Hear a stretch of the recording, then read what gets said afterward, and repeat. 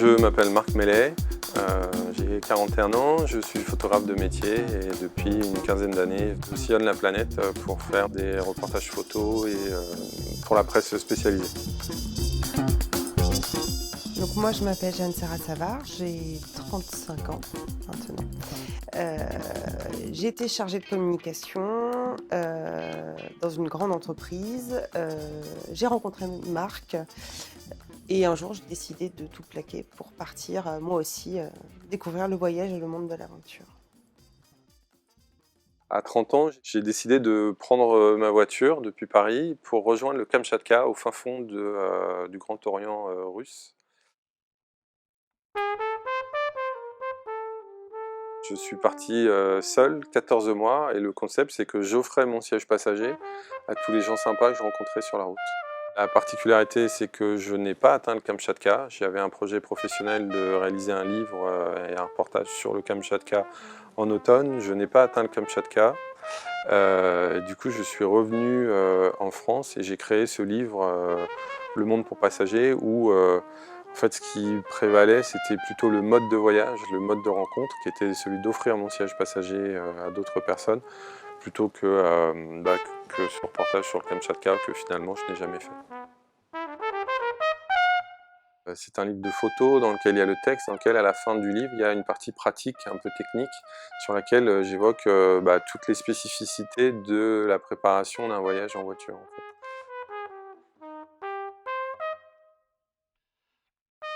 2 ans après notre rencontre, moi je pète un câble au travail, je fais un burn-out et je décide de tout lâcher pour partir en voyage avec lui et je décide de m'incruster sur son siège passager. On s'est dit qu'on partait 1 an en voyage, on verrait bien comment ça se passerait. Et en fait, on est revenu au bout de 2 années. Donc on a travaillé tous les mois, on avait 7 pages tous les mois dans un magazine de 4x4, ce qui était nos petits revenus en fait, qui nous ont permis de réaliser ce voyage. On a pu aller pour de bon au Kamtchatka, on a vécu énormément de choses assez exceptionnelles, quoi.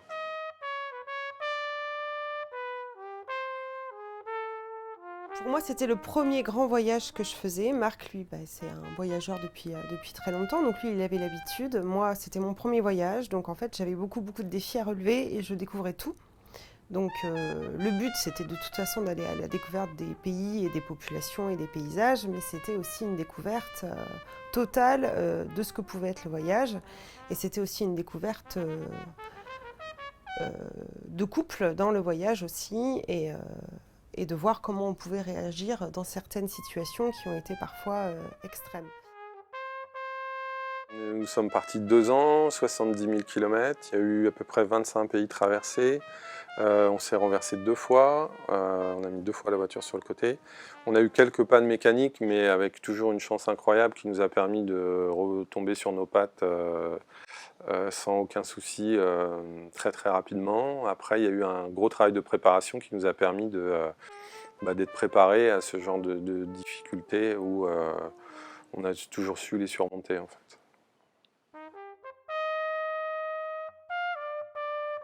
Alors voyager en voiture, ça impose de maîtriser la technique, la mécanique.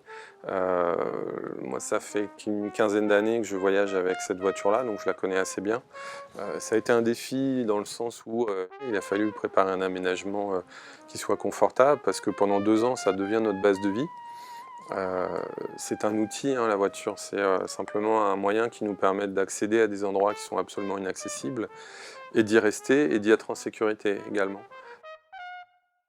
C'est un moyen pour engager des treks, c'est un moyen pour se trouver dans des beaux endroits pour faire des photos par exemple, pour faire de la vidéo. Enfin, c'est un outil de vie qui nous permet de nous placer dans des zones qui sont des zones privilégiées.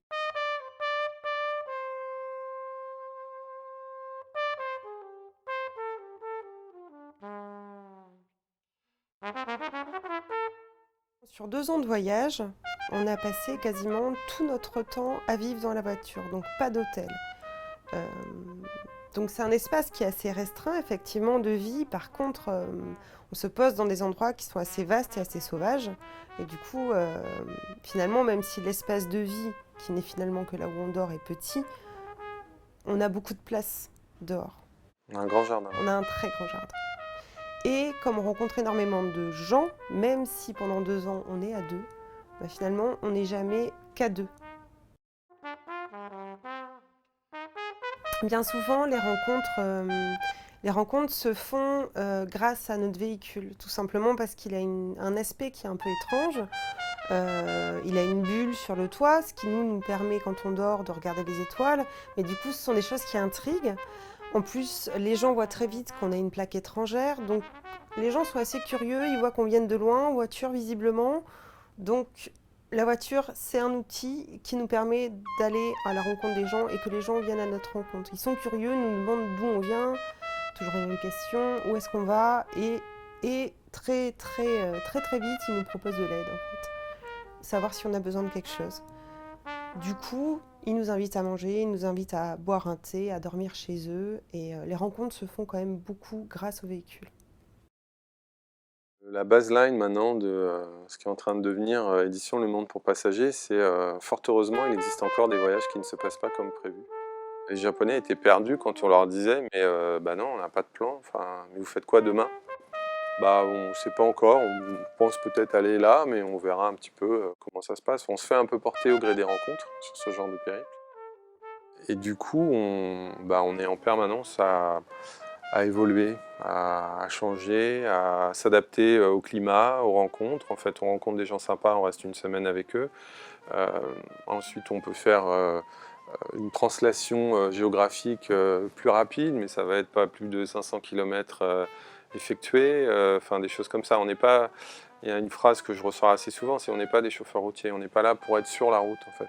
La route, c'est un prétexte, la route, c'est un lien, un fil qui nous permet d'aller de petite rencontre en petite rencontre en petite rencontre, et c'est ce qui nous nourrit en fait sur ce genre de périple en fait.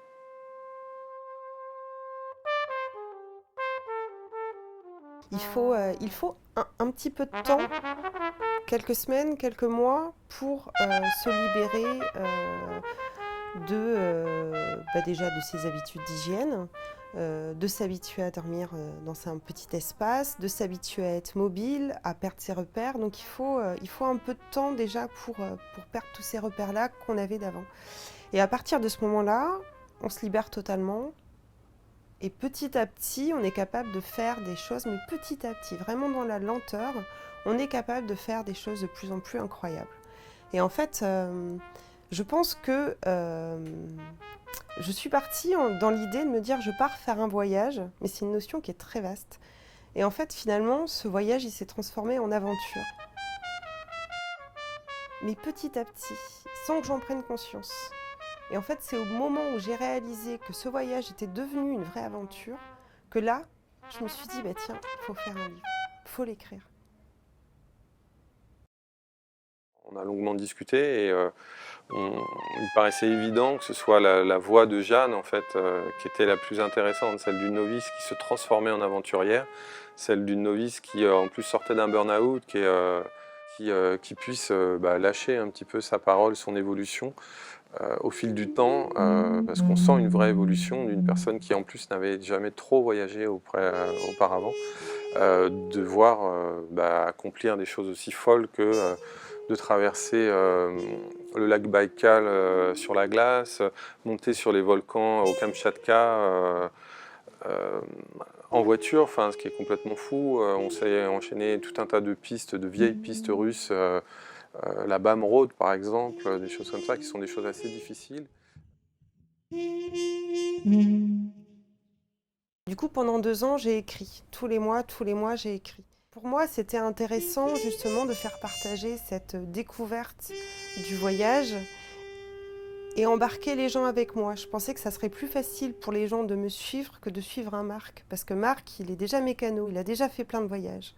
Donc les gens se disent, ah ben, moi je pourrais jamais faire ça parce que c'est trop difficile pour moi, que quelqu'un qui soit professionnel le fasse. Ok, mais moi je pourrais jamais faire ça. Et je voulais montrer justement que quelqu'un qui ne l'avait jamais fait, en fait, pouvait le faire aussi.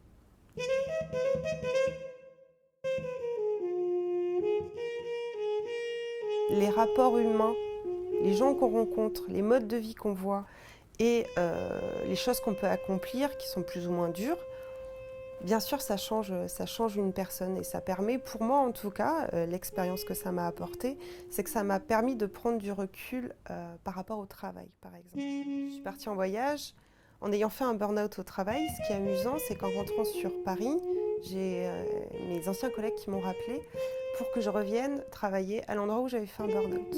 Donc ça, c'était intéressant pour moi de voir mon évolution à périmètre constant. Voilà. Pendant 2 ans, je suis partie en voyage. Qu'est-ce qui a changé en moi, ne serait-ce que par rapport au travail? Et ben en fait, j'ai pris beaucoup de recul par rapport au travail. Énormément de recul par rapport au travail.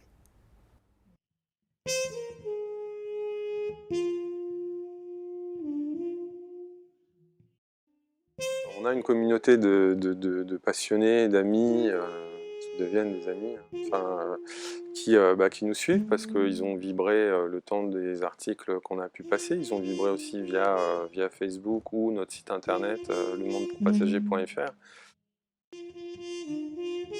On est parti à 2 avec une voiture, mais en fait, quand on était en voyage, en tout cas moi je m'en suis vraiment pas rendu compte, on est parti avec des centaines de personnes. Et quand on était en galère, en fait, on avait des centaines de personnes qui étaient avec nous en train de pelleter avec nous. Donc on le savait pas, mais ça on s'en rend compte quand on rentre. Ouais. On aurait bien aimé qu'ils soient là physiquement. Ouais, c'est vrai.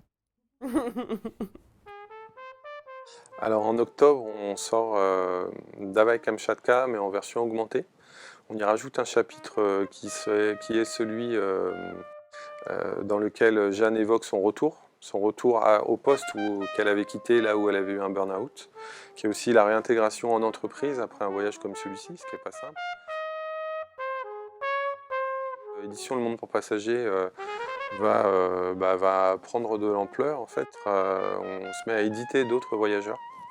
Donc il y a 2 livres qui sortent au printemps prochain et d'ici la fin de l'année également, on a un film qui est en cours de montage qui va essayer de rendre en image ce qu'on a vécu pendant 1 mois au Kamchatka. C'est un petit peu les projets du moment. On n'a qu'une chose à dire, c'est allez-y. Et là, c'est Davai. Allez-y. Il faut y aller, il faut passer le pas, il faut lever ces petites appréhensions. Alors c'est long, c'est fatigant, c'est épuisant. C'est un vrai choix de vie de choisir ce genre de voyage, enfin, de réaliser ce genre de choses, parce que c'est des compromis. Hein. On met en parenthèse notre vie professionnelle, enfin on met en parenthèse plein de choses, mais on se réalise pleinement. Et là, il n'y a qu'un mot à dire, c'est Davai. Allez-y.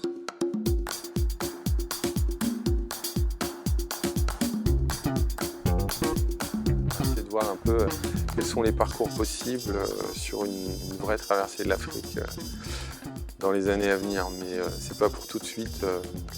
Voilà. À suivre. À suivre. À suivre. Merci.